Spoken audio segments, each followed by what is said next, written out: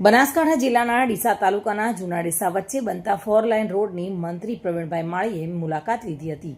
ડીસા અને જૂના ડીસા વચ્ચે માર્ગ અને મકાન વિભાગ સ્ટેટ દ્વારા ડીસા અને જૂના ડીસા વચ્ચે 4 લાઇન રોડનું કામકાજ ચાલી રહ્યું છે, ત્યારે આ રોડની આસપાસ આવેલા વૃક્ષોનું જતન થાય અને વૃક્ષોને હંમેશા માટે કાપી નાખવાનું નહીં, પરંતુ જે વૃક્ષો ઉગેલા છે, જે નડતરુ વૃક્ષો છે, તેમને મૂળ સાથે એક જગ્યાએથી સ્થળાંતર કરી અને બીજી જગ્યાએ રોપવાનું કામ માર્ગ અને મકાન વિભાગ દ્વારા કરવામાં આવી રહ્યું છે।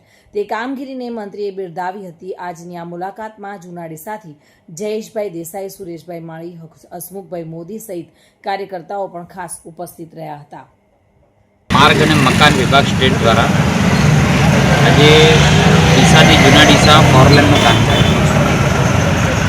આ જ્યારે 4 લાઇનનું કામ ચાલુ છે ત્યારે વર્ષો પહેલાં જે વૃક્ષો વાવેતર થયેલું હતું તે બહુ મોટા થઈ ગયેલા હતા અને એ સમયે જ્યારે પણ રોડ પહોળાઈ થતો હોય ત્યારે રોડને અડીને આવેલા વૃક્ષોને કાપવા પડતા હોય છે, જેની ઉંમર 20-25 વર્ષની હોય છે।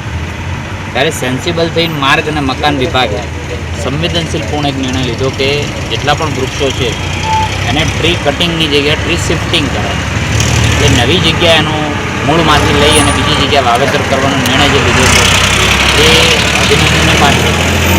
અંદાજે 71 વૃક્ષો આખા રોડ પર કપાશે નહીં, એની જગ્યાએ શિફ્ટિંગ થશે, ટ્રી શિફ્ટિંગ થશે।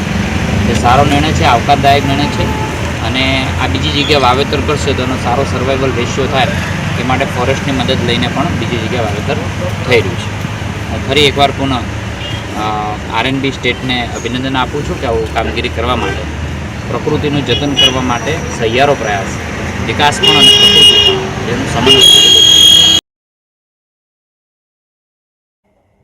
વિપુલ મંડોરા સાથે bureau report, today Gujarati news.